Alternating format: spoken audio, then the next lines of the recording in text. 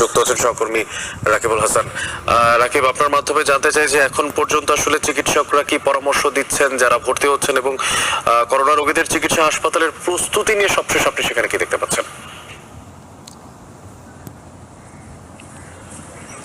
অনেক রাজশাহীতে আসলে গেল 21 তারিখ থেকে আমরা যেটি লক্ষ্য করছিলাম যে করোনা টেস্টের মধ্য দিয়ে আসলে আক্রান্ত পাওয়া যাচ্ছিল।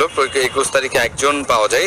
রাজশাহী মেডিকেল কলেজের যে ল্যাব রয়েছে সেই ল্যাব টেস্টের মধ্য দিয়ে কিন্তু আসলে এই শনাক্ত হচ্ছিল, এবং সর্বশেষ আমরা যেটি জানতে পেরেছি গতকালকে পর্যন্ত কিন্তু 2 জন আক্রান্ত হয়েছে।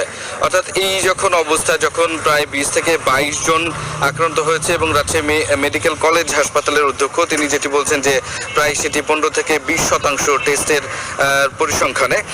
সেই সময় কিন্তু রাজশাহী মেডিকেল কলেজ হাসপাতাল, সেখান থেকে আমরা যেটি জানতে পেরেছি তারা তাদের যে আইসোলেশন ওয়ার্ড সেটি প্রস্তুত রেখেছে, এবং আপনি জানেন যে 19-20 সালের দিকে এই যে হাসপাতাল সেটির উপর আসলে করোনা রোগীর চাপ প্রচন্ড ছিল। সেই সময় অক্সিজেন স্বল্পতা, নানান ঘাটতি ছিল, এখানে আইসিইউ ওয়ার্ডের ঘাটতি ছিল, কিন্তু এবারে কিন্তু সেগুলো কিন্তু ইতিমধ্যেই কিন্তু নানা প্রকল্পের মধ্য দিয়ে সেটি হাসপাতাল কর্তৃপক্ষ তাদের কার্যক্রমগুলো কিন্তু শেষ করেছে। অর্থাৎ তাদের যে আইসোলেশন ওয়ার্ড সেটির সংখ্যা বেড়েছে, আইসিইউর সংখ্যা বেড়েছে, অক্সিজেন সরবরাহের যে সক্ষমতা সেটি বেড়েছে।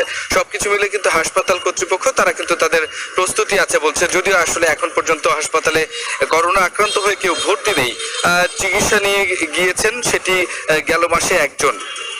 তো এখন পর্যন্ত চিকিৎসক এবং বিশেষজ্ঞ যারা আছেন তারা যেটি বলছেন যে এমনি জনসমাগম এড়ানো এবং সেই সমস্ত জায়গায় মাস্ক পরাটা আসলে অনেক বেশি ভালো হবে বলে তারা মন্তব্য করছেন, এবং একই সাথে বলছেন যেহেতু এই ভেরিয়েন্টটি রাজশাহী মেডিকেল কলেজ হাসপাতালের 9 জন চিকিৎসক এবং যারা হাসপাতাল কর্মী রয়েছেন তারা আসলে আক্রান্ত হয়েছিলেন, এবং পরবর্তীতে কিন্তু এই জনপদে অন্যান্য জায়গা থেকেও যারা আক্রান্ত বা এই ধরনের উপসর্গগুলো নিয়ে এসেছেন তাদের মধ্যেও আসলে এই ভেরিয়েন্ট বা এই আক্রান্ত রোগী পাওয়া গেছে, যার কারণে তারা মাস্ক ব্যবহারের জন্য গুরুত্ব দিচ্ছেন, এবং একই সাথে এই ধরনের উপসর্গগুলো থাকলে করোনা পরীক্ষা নিরীক্ষার জন্য কিন্তু আসলে পরামর্শ দিচ্ছেন, এবং যেন এটি ছড়িয়ে না পড়ে সে কারণে কিন্তু ব্যক্তি সচেতনতার জায়গা